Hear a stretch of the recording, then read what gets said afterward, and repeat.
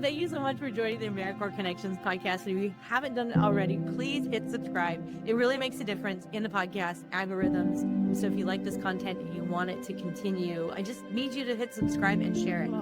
This was in February of 2019. The fire happened in November, and she admitted to us that the pants that she was wearing that day were the only pants that she had the whole time.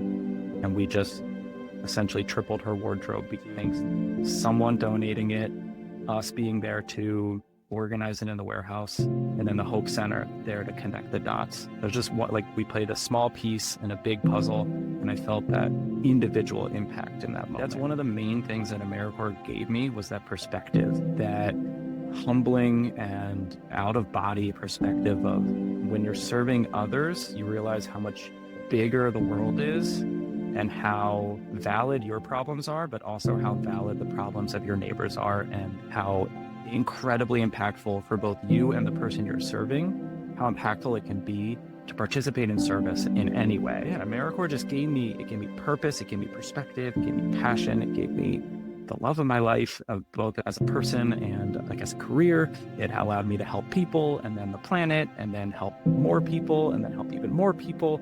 And yeah, that just brings me to where I am Welcome now. to another AmeriCorps Connections podcast. Nicki Fiocco, the brainchild of the AmeriCorps Connections podcast, and I am excited to be back with another AmeriCorps alum, Alex Schwartz, who, folks, are you ready for this?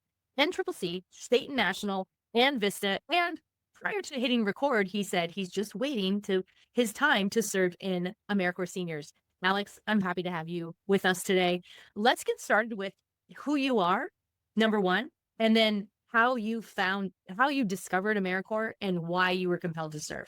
Yeah, Nicki, well, thank you for having me on the podcast. Big fan, long-time listener, first-time caller.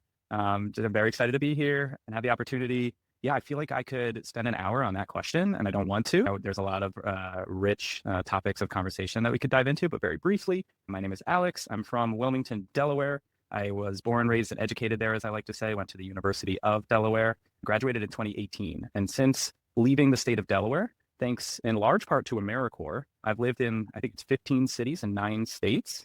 Because I started service right after college with AmeriCorps NCCC, based out of the Pacific region. I was based out of Sacramento, or technically McClellan, California. I was deployed on projects with my team of 12 people to Helena, Montana, Chico, California, Price, Utah, and the Uintah-Wasatch National Forest in Utah. After that, after a little gap, I then went on to serve with the Conservation Corps of Minnesota and Iowa, based out of Brainerd, Minnesota, where we served all over the state of Minnesota on various different environmental projects. And then after another little gap, I went on to serve as an AmeriCorps VISTA member for the Red Cross of Colorado and Wyoming, doing disaster preparedness and training and stuff like that. And then after a little gap, I actually became an AmeriCorps staff member. So I'm actually currently an AmeriCorps VISTA member support specialist on the VISTA member support unit. So that's the high level bird's eye, 30,000 foot view of who I am and my AmeriCorps experience. Okay. I'm going to have to just pause for a second because I have so many questions about that. That was a lot, Alex. So if people are tuning into this podcast and they're like, AmeriCorps, what is this? Some of the stuff that you just mentioned is absolute gibberish, right? Let's break it down tier by tier, where you discovered AmeriCorps, you got involved, and then you went from one thing to another. So let's do that. Yeah, let's do it. Well, first of all, if you're just tuning in, thank you. We're so happy to have you here. If you haven't heard of AmeriCorps, it's a great place to start, but it's just a place to start, right? I'm one alumni, or alumnus, I think is the correct term. I could talk about my experiences with AmeriCorps, but you're just getting one person's experience. Everybody's is different. And I also should clarify now and throughout the podcast that although I work for AmeriCorps as a staff member, I cannot represent the agency in any official or unofficial capacity. Again, this is just my personal story, opinions, feelings, and memories from throughout my service experience. So coming out of college, we'll start back in 2018. I think a lot of people find AmeriCorps this way. This is not an entirely unique trajectory here, but I didn't know what I wanted to do. A lot of friends wanted to continue school in grad school. I did not want to incur any more debt. And a lot of friends wanted to jump right into a career. And I did not know what I wanted to do enough to commit to a career or even a job. So I was thinking about maybe Peace Corps or maybe just traveling for a bit until I heard about AmeriCorps from a friend of mine who was in a club that I was in. He did Teach for America, which is an AmeriCorps funded program. And that kind of started my research. I made a little spreadsheet. I was looking into a bunch of different service opportunities, which ones allow me to travel, Are they 1 year? Are they 10 months? How long are they? What's the application process like? Where would I travel? And then I found AmeriCorps NCCC, National Civilian Community Corps program. And I deleted the spreadsheet and I only applied to that program because it had a little bit of everything that I wanted to do. Since I was aimless and I had that like wanderlust, I wanted to travel. NCCC provided the opportunity to do a lot of different things in a lot of different places. So what that program is, again, just as an alumni here, not speaking on behalf of the agency, but from my experience, what that program is, you get placed on a team of usually about 10 to 12 service members. You have a team leader. I was actually lucky enough to be selected as a team leader. And that team will spend 6 weeks or 12 weeks on a project in a community doing service with a sponsor organization that defines what that service should be. So we weren't telling communities what they needed. Those problems and those projects were defined for us. And then as a team, we would live together, sleep together, budget together, make dinner together, like food shop together, and serve together, usually about 40 hours a week. So my team, for example, we served at a Habitat for Humanity in Helena, Montana for 6 weeks. It was our first project. We were actually building the homes for families who were actually serving alongside of us. It was like outside in the winter in Montana. We were putting up siding, we were putting up insulation, we were putting up eaves. Never heard of that word before. AmeriCorps, it's like the little part underneath the over 4 or 5 families in Helena, Montana. They have AmeriCorps and CCC members to thank for putting those up. I hope those are still there. I think we did good work, but we're technically untrained. We go and we get on the job training. So I was using power tools for the first time, using a nail gun, putting up siding. It was a really cool opportunity. After that, we got deployed on one of AmeriCorps and specifically NCCC's project priority type projects, which is disaster. So there was a wildfire referred to as the Camp Fire in Chico in Paradise, California. Sorry, it wasn't in Chico. It was in Paradise, California. We were staged in Chico. We were doing disaster response and recovery work. On this particular disaster, my team was placed at various different sites, but primarily at a shelter that was operated and run by the Red Cross. There were families and individuals who were displaced by the fire, and they were there temporarily living and trying to receive whatever benefits or whatever help that they could. And we helped. Our job specifically on that project was to connect the dots. We would sit next to FEMA and Red Cross caseworkers, and we would jot down the information that families and individuals would share with us about what they need, what help they've gotten so far. And the system that we were inputting that in was the one system that all of the organizations who were there to help had access to. So before my team showed up, Red Cross had their case management information, FEMA had theirs, the Veterans Affairs Organization, Housing and Urban Development, they all had theirs. And we were trying to unify that so that everybody could work together to help service opportunities I've had in my life. It was 6 days a week, 12-hour days. Wow. Disaster deployment, is no joke. But like I said, every individual's experience and every deployment is different. You've heard about one now, AmeriCorps disaster deployment. You've only heard about one. There was actually also a FEMA Corps team, which I don't want to overwhelm people, so I maybe won't explain that. But they were also deployed on that project as well. And they were doing different things to support the survivors and FEMA and Red Cross and the other agencies that were there. So this is just what we were asked to do on that disaster at that time. There was a need and we could fill it. And so that's what we were asked to do. For the second half of that project, once that shelter actually transitioned, they no longer needed us. And so we were then primarily at a donation center in the back end and the front end. So we were doing inventory management. There was a bunch of donations. There was a warehouse and they needed to organize things. So pants and diapers and food and rice cookers and everything you can think of gets donated to a disaster affected community. And we were part of a team. We were there as just additional helping hands to organize those donations. And then on the front end, it was called the Hope Center. This was the organization that we were partnered with there. They actually really only became an organization in response to this disaster.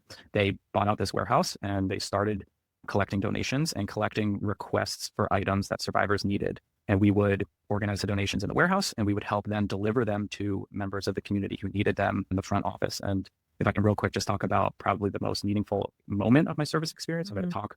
I mean, we're only on project 2 out of a bunch that I've done a lot, but this was the moment that I was like, I'm in the right place. This is why I joined AmeriCorps. I had no idea why. I was like deleted the spreadsheet and I felt drawn to AmeriCorps. I felt like this moment was it.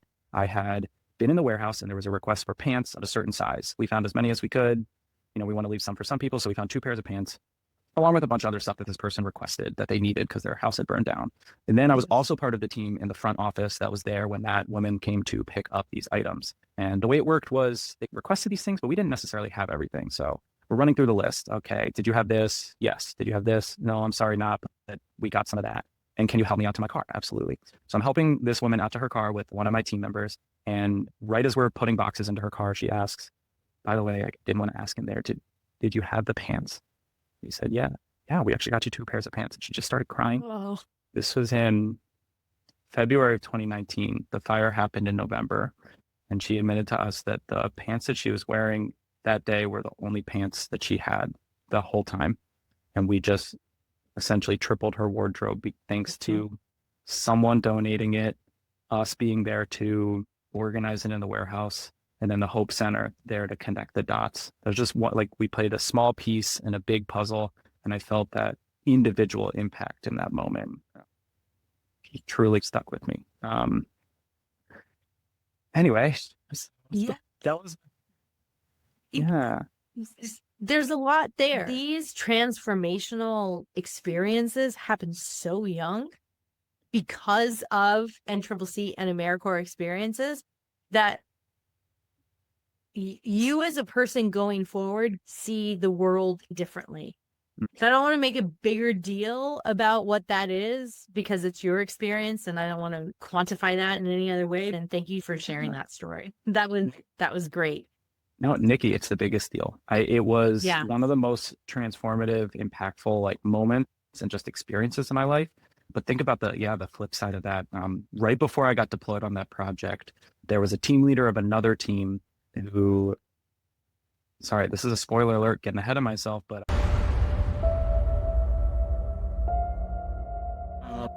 he had just been deployed to that community after that disaster, and we were transitioning teams. And he said something that really shaped my perspective, not just for that project, but just for life. He told me, you're going to have hard days. My team ended up working 12-hour days, 6 days a week. We were living in a communal tent on an Air Force base, on an airfield. Again, yeah, we lived together, we shopped together. There was a lot going on outside of our service work. And even our service work can be very difficult at times, whether it's physically or emotionally taxing or both. This team leader told me, you're going to have hard days. Just remember that the people you're serving are having the hardest day of their life and have been for months. And that's something that for me, again, speaking as myself here, that's one of the main things that AmeriCorps gave me was that perspective, that humbling and out of body perspective of when you're serving others, you realize how much bigger the world is and how valid your problems are, but also how valid the problems of your neighbors are and how incredibly impactful for both you and the person you're serving, how impactful it can be to participate in service in any way. So yeah, that was right. So that's my first 2 projects, right? We're talking 5 months into my first ever AmeriCorps program, NCCC. So after leaving that disaster affected community of Butte County, I'll say, California, my team then got deployed on what's called a split round. So we had 2 different projects. Our first project was at a Boys and Girls Club in Price, Utah. If you're thinking, where is Price, Utah? Just imagine the middle of nowhere, Utah, and it's 5 miles further into nowhere. I think a couple hours outside of Salt Lake City was the closest airport. And we had 2 jobs there as a team at this Boys and Girls Club. During the day, we would help renovate the facility. They needed new carpets, they needed paint, whatever renovations needed doing there. And then in the afternoons, after a little break, we would help the full-time staff there run the after-school program. So we were able to support with the youth on various programs that they ran. Sometimes that meant playing Mario Kart with a bunch of 16-year-olds and and sometimes that meant like just keeping them out of the places they're not allowed. But again, shooting hoops. Again, we're not defining the work that this community needed. We went to a Boys and Girls Club that had applied for and been selected by AmeriCorps to host a project. And we did whatever they needed from us as long as it was within policy of AmeriCorps. And then after 6.5 weeks of that, my team transitioned to the National Forests of northeastern Utah, where we were split among 2 summer camps out there, YMCA Camp Roger and YMCA Mill Hollow. And while on that project, we were technically deployed there to do maintenance, which we did plenty of. Some of that was like chainsawing trees or making benches or painting porches or help open up the camp. So that was my AmeriCorps NCCC experience. It was team-based. It was residential. We all lived together. Sometimes it was on the floor of a basement in a church. Sometimes it was in a communal tent on an airstrip. Sometimes it was in the summer camp itself. Various different housing experiences there. And then AmeriCorps NCCC, at least when I was serving, we had these priorities for teams that allowed leadership opportunities for members of the team. So we had a vehicle and safety coordinator that would do the safety checks every week. We had a media person. And one of our representatives, one of our leadership opportunities on the team was a life after AmeriCorps rep. Because as you've both mentioned, AmeriCorps is a temporary experience. Each project is temporary and your service term is temporary. You're supposed to move on at some point. And I personally have yet to figure out life after AmeriCorps. As I mentioned, I continued serving. So a couple months later, I'll go on a little tangent here. So I had met someone while serving in AmeriCorps NCCC. It was the team leader of another team. Her name is Megan Schwob. And we had started up a little something and started dating sort of long distance, right? Because when I was deployed to Montana, she was deployed to Catalina Island. When I was deployed to California, she was then deployed to Utah. And when I was deployed to Utah, she was deployed to both Oregon and Washington. And then after that 11-month service opportunity, we didn't know each other enough to move in together. We did a little road trip together and we back home, or not technically home, but moved elsewhere. Then she started serving with the Conservation Corps of Minnesota and Iowa. It's an AmeriCorps state supported program. And she was the crew lead of a team doing environmental work. And fast forward a couple months into her service term, we actually moved in together, which a side piece of context, this was peak COVID. This was August 2020. So I moved in with her and her parents, and I was looking for jobs to do. And eventually I realized she's only got a couple months left in her term, and they're having a retention problem. Her entire team went back to school in the fall after serving all spring and summer. So she had nobody on her crew except for herself. So they allowed me to apply for a partial term, I believe is what they called it. And for a little over 3 months, I was a crew member of a Conservation Corps of Minnesota and Iowa team. We were doing environmental stewardship work for this project or for this program. We were not residential, so we all lived on our own. We did not budget together and eat together and everything. This was strictly about showing up to do service during the day on a schedule. And each week for this particular program, we had a different project. So we were chainsawing and weed whipping and hacksawing and lopping and treating chemically invasive species. I spent most of my time getting rid of buckthorn, which is an invasive species up here in Minnesota. We would cut it out and then we would spray it with a chemical so that it doesn't grow back. And again, this was defined by the project sponsor. Again, we're not going into these communities and doing what we think is right. Usually it was the Minnesota Department of Natural Resources or another local sponsor that was telling us what to do and how to do it. One cool project, we helped restore a native prairie land that had become privately owned and used for other purposes. And then it transitioned back to ownership by the state, and we restored it back to its native habitat. It was just a super cool project of I learned how to use a chainsaw. I learned how to use it safely. I learned how to take it apart, clean it, put it back together, learned how to maintain it. And then I learned how to go out and cut cottonwood trees out of a prairie land because they don't belong there. And so that the native prairie chickens can roam free again. So it was a cool little 3-month service experience. I think backing myself up a little bit, coming out of college, I talked about being aimless, not knowing what I wanted to do with my life. It's one of the things that drew me towards AmeriCorps and NCCC, specifically in the first place, because I would get a variety of experiences. I could maybe, I hope, find out what I wanted to do with my life. At the time, I thought I would fall in love with some project that I was on. It turns out I fell in love with AmeriCorps, but we'll get there as well. But I think a huge Sorry, I'm just real quick. I'm going to say a huge part of finding out what you want to do is finding out what you don't. And that's the yes, best experiences is learning what you don't want. exactly. And the biggest part of that I think you touched on, I really want to double down on, is that experience tells you these things. You can't necessarily know just by guessing and projecting. Sometimes you can. Right. But it's so important because it grows you as a person while still showing you what your boundaries are to try these things. So I spent 3 months learning how to operate power tools out in the wilderness. And I can tell you now for certain that that's not what I want to do with my life. But it's cool that I know how to do it now. I know how to do it safely if I ever do decide to do it. But the really awesome part, Nicki, let me tell you this. My fiance, Megan, came out of this experience and said, this is what I want to do.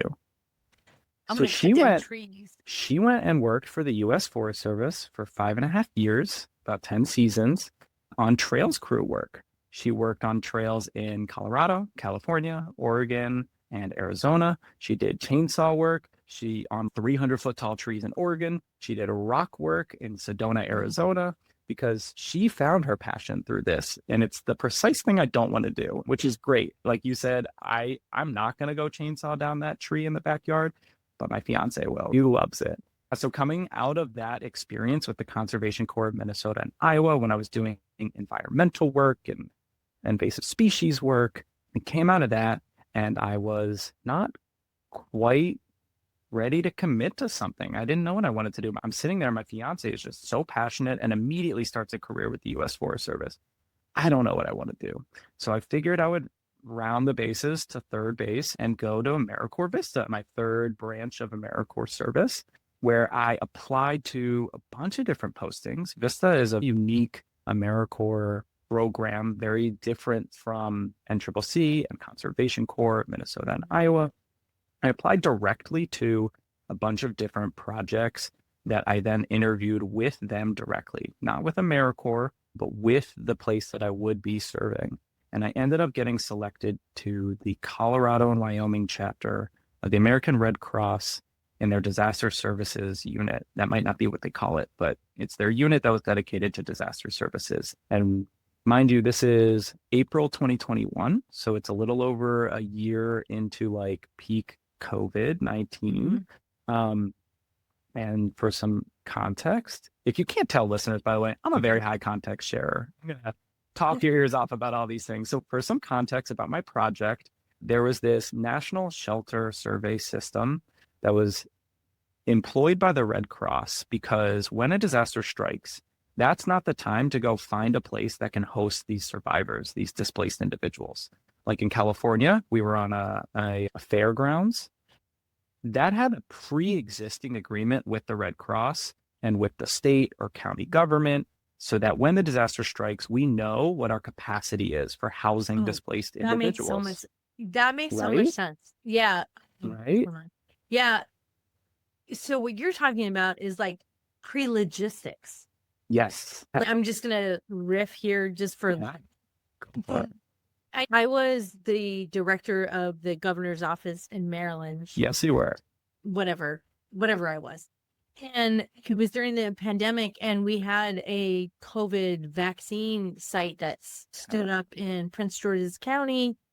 And I think it was at like a parking lot or a fairground. And so what I now is registering to me is that was pre-organized. If there's something that this space will be designated for a federal government something. Is that I mean, put any words to and that? That's the amazing part. You don't necessarily have to see or touch every piece of the puzzle. You play your part, and you don't always think about how the sausage was made or how the site came to be. And so before 2020, the American Red Cross, at least in Colorado and Wyoming, used a spreadsheet for this and some paperwork that was saved in PDF files on someone's computer. So these agreements would be signed between, let's say, a church, for example, and the Red Cross. And they would say, we have this many square footage, we have a kitchen, we're ADA accessible. They had 120 some odd questions so that they knew what their capacity was when a disaster strikes. And then in early 2020, they unveiled a brand new version of this that was map-based. You could zoom in on a map and you could see exactly how many shelters, how many facilities, how many people they could hold, the square footage, all those questions was in a map, right? Super cool.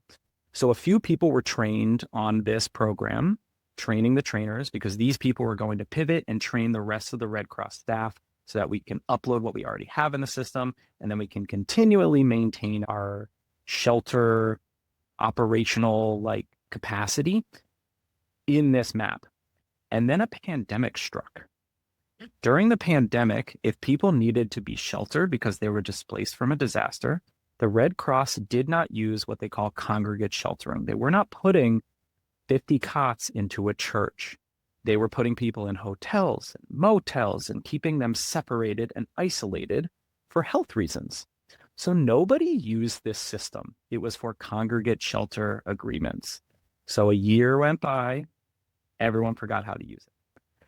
Hi, my name's Alex. I'm the new AmeriCorps VISTA member for the Red Cross of Colorado. And how can I help?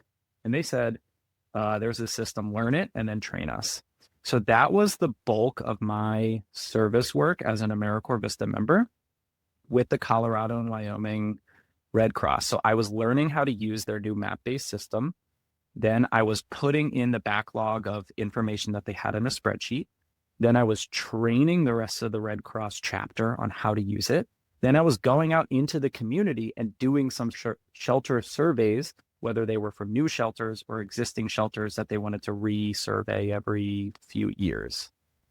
So, and a great word for it, a great phrase for it is capacity building. Yes. Which brings it back to, this is what differentiates AmeriCorps VISTA as a program. So again, from my personal experience, and you can also find this information on the website or in the governing documents, AmeriCorps VISTA does not do direct service, except in very specific circumstances. But generally speaking, AmeriCorps VISTA members are assigned to capacity building projects. So when I was with the Red Cross, I was not volunteering on disasters.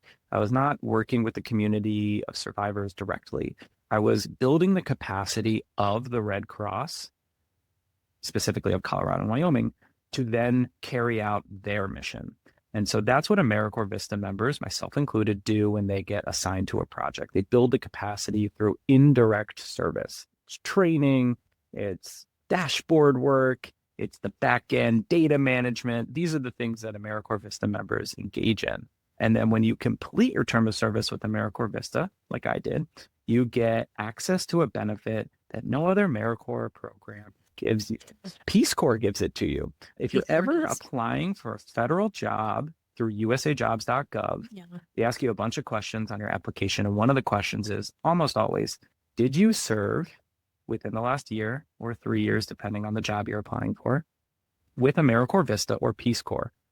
If you click yes to that and you can provide the documentation to back it up, then you get non-competitive eligibility. It's basically bonus points on your application. Again, speaking as an individual here, I'm not representing the federal government or the agency, but that's how it works. It bumps you up in the line a little bit. It doesn't guarantee you a job, but it makes it more likely that you'll at least get an interview. And so I used my non-competitive eligibility and 2.5-ish years of service with AmeriCorps in a variety of programs to apply to about 75 jobs with the federal government. I heard back from very few of them. This is typical. If you've applied for federal jobs, you know that to be the case. But I was interviewed for and did eventually accept the position as a member support specialist for the VISTA program. AmeriCorps VISTA, again, just a small branch of the agency that is AmeriCorps, places members in the field to do indirect capacity building work. It's not necessarily team-based. It often is not. It's not residential. And it's a 365-day commitment that comes with all these benefits like non-competitive eligibility. The one particular way that AmeriCorps VISTA, I'm going to get in the weeds here, so I apologize in advance, but one particular way that AmeriCorps VISTA is super unique is that your day-to-day tasks, schedule, leave, everything that comes with normal service work or even job work is all administered by the organization that you're serving with. So I had a supervisor at the Red Cross who gave me my tasks every day or week, who checked in with me, gave me my performance reviews, gave me my schedule. If I wanted to take leave, I went through them. Stuff like that all went through the Red Cross. But my benefits were administered by AmeriCorps VISTA. My onboarding and training for the AmeriCorps side of stuff was from AmeriCorps VISTA. And as an alumni of the program, alumnus of the program, if I wanted to access my non-competitive eligibility or if I had any additional questions, I went through the VISTA member support unit. So now fast forward a little while. That's what I do now. I'm an AmeriCorps VISTA member support specialist on the VISTA member support unit. I cover 3 different regions, the Mountain region, the North Central region, and the West region. And if any members, applicants, or alumni, sometimes even project sponsors, have any questions that relate to what I do, I can help answer those questions. I'm also the one going into the system and like activating people for service and exiting them at the end of their service once I verify that everything's been done correctly. So you have that 2-pronged supervision as a VISTA member. You've got AmeriCorps VISTA member support unit for AmeriCorps stuff, and you've got the agency or organization that you work for and you serve at for your day-to-day. And so now I'm on that side of things. And Nicki, if I can sum it up for our listeners real quick. This is the shortest way I can explain it. I started after college, aimless. I thought maybe AmeriCorps would give me purpose and direction. So I joined NCCC, where I did direct service, helping people in communities. Then I went on to serve with the Conservation Corps of Minnesota, where I did direct service, helping the planet, helping the environment. Then I went on to serve as an AmeriCorps VISTA member, where I helped the people who help the people, because I was doing indirect capacity building work for the Red Cross.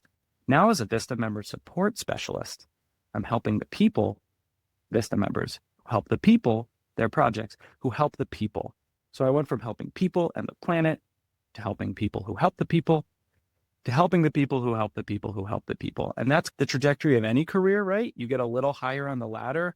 You have a little less direct work to do typically, but you have a broader impact as a result. And so my backwards way into this career that I had no idea I would fall in love with has been about serving people and the planet. And I ended up finding my soon-to-be wife through it. I found a career through it. AmeriCorps, also a benefit of all AmeriCorps programs. If you successfully complete it, you get an education award. You can earn up to 2 of them. Since I've served more than 2 terms, I've only earned the maximum amount of 2 education awards. Thanks to that, I'm also now debt-free. They paid off about 65% of my student debt. I paid off the rest since then. Man, AmeriCorps just gave me purpose, it gave me perspective, it gave me passion, it gave me the love of my life, both as a person and like as a career. It allowed me to help people and then the planet and then help more people and then help even more people. And yeah, that just brings me to where I am now. So I got selected to be a part of that cadre, and I got to do a lot of what we call blue sky work or steady state work. This is disaster supporting work that happens when there's not an active disaster. So I was helping update flyers and information and policy and stuff like that, but actually also got the opportunity to deploy on another disaster, this time in a staff capacity. Back when the Maui wildfires hit in 2023 in Hawaii, we deployed a bunch of AmeriCorps teams and a bunch of different programs, and I actually got the opportunity to be the last AmeriCorps staff member there to help wind down our operations and transition out of the community. So I got to, as an AmeriCorps staff member, I got to see that kind of next level up and support the teams that were on the ground, liaise between them and the community that needed their help, and then wind down. Did you speak a little bit to what the AmeriCorps members were doing? Oh, absolutely. Absolutely. Yeah. Maui. So this was in Hawaii. These are the Maui fires. There are so many fires. I can I'm like getting them mixed up. We probably also deployed people to Malibu, but I can't speak to that personally. So yeah, when I was deployed as the staff cadre to Maui in, I think, November and December of 2023, the teams that we had on the ground at the time were running a donation center along with a local nonprofit. This was a completely vacant old Safeway site. And their primary project, they did other stuff here and there. They spent one day supporting the governor and something that he was doing, a donation drive or something. But our primary project, what they were doing 6 days a week for 12-hour days, was in this vacant Safeway. They had turned it into, and I say they, I mean AmeriCorps along with the local nonprofit and a bunch of local volunteers. And they had turned it into a donation center where all of the donated items were organized into aisles. It almost looked like a Safeway. And I'll drop a picture for you to post. Yeah. But these aisles had, so one aisle had like household goods, one aisle had food, one aisle had baby items, one aisle had, I wish I could think of something like in the moment. Underwear. Like really underwear. Right. Exactly. And the way that this donation center ran, which was different than the one that I supported in California, is people would come in, our members would, or the volunteers would verify that their address was impacted by the disaster, because you have to, we're here to support disaster survivors. If they were unhoused for another reason, this donation site actually did offer support. They were just very limited in what they could get. But if you were impacted by the disaster, you would get a dedicated volunteer who would come shop with you and help you get whatever you needed based on the daily limit. We only have X amount of, let's say, bottles of water today. So you can only get up to 2 packs or 3 packs or 1 pack, depending on the day and depending on what you need. How many people are in your family would also impact what you were able to get. And you would walk around with a cart and you would get the combination of what you needed and what was available that day. And another quick, very impactful story from that opportunity. As a staff member, again, I wasn't doing the direct service. I was organizing, liaisoning, writing a bunch of reports, compiling information, finding service opportunities for them, maybe outside of the warehouse, since that was their typical service site. But if somebody needed us, they were there. I represented AmeriCorps at a bunch of really high-level meetings I did not belong in. Like the governor had a weekly meeting, and the people who would speak, man, there would be like the daily updates. Sorry, I'm going on a tangent. There would be daily updates, right? And it would be like the governor, the mayor, the National Guard, the Weather Service, AmeriCorps. I'm just like, I did not belong here. But I would share out what we were doing because we were part of a much bigger. You're there to get information. You're there to share information. And exactly. You're part of a bigger puzzle, and you don't have to necessarily know how the pieces fit together, but somebody does, and you're a part of that.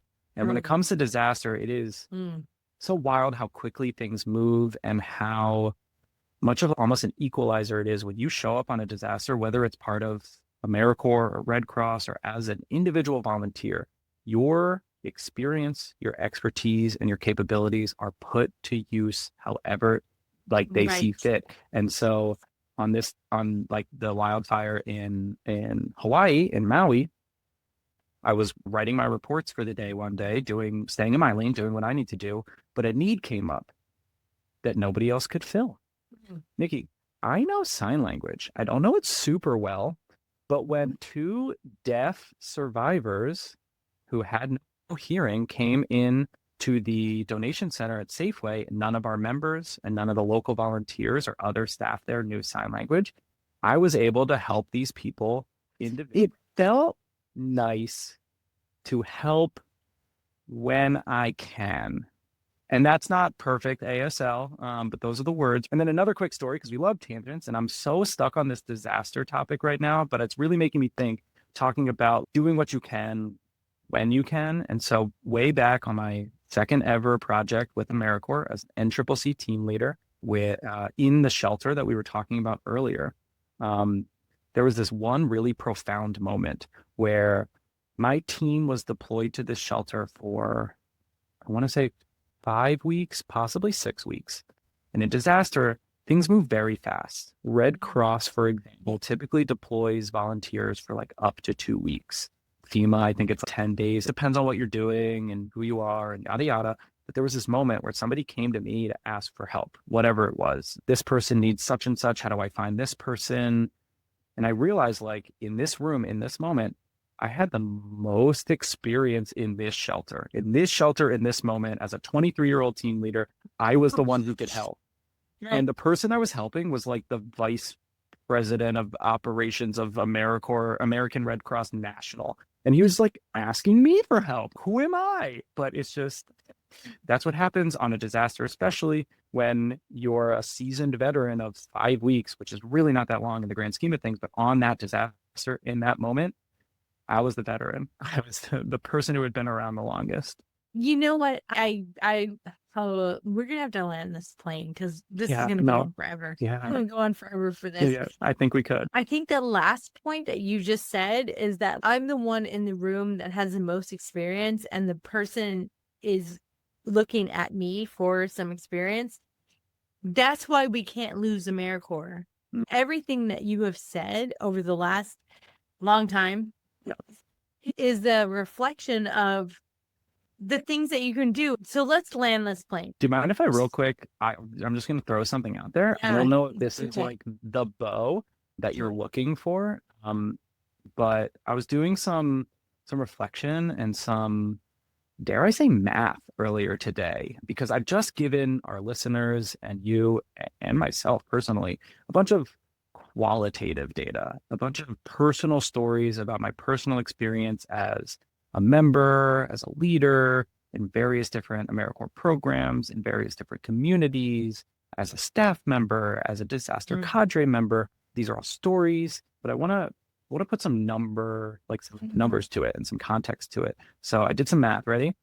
I spent 336 days serving with NCCC, 105 with the Conservation Corps of Minnesota and Iowa, 365 days with AmeriCorps VISTA, for a grand total of 806 days in a service status with AmeriCorps. Since then, I've spent 1,207 days as an AmeriCorps employee, as a staff member with AmeriCorps VISTA, for a grand total of 2,013 days with AmeriCorps. That's 5.5 years. Do the math, 5.515 years with AmeriCorps. I went on to do the math. I've been alive for 10,997 days. So AmeriCorps has been my life for 18.3% of my life. As a service member, as a staff member, and it's going to continue. I'm marrying someone I met in AmeriCorps. I was helping people, then I was helping the planet, then I was helping people who helped the people, then I was helping people who helped the people who helped the people, and I have no idea where my story or your story or AmeriCorps' story is going to go from here on out. But it's going to be a part of my story forever. And this podcast is going to live on forever. I want to share one more thing because we talked about it before we hit record. I meant to do it. Did you know, Nicki, you do because we talked before we hit record, but did you know that it's AmeriCorps VISTA's 60th anniversary?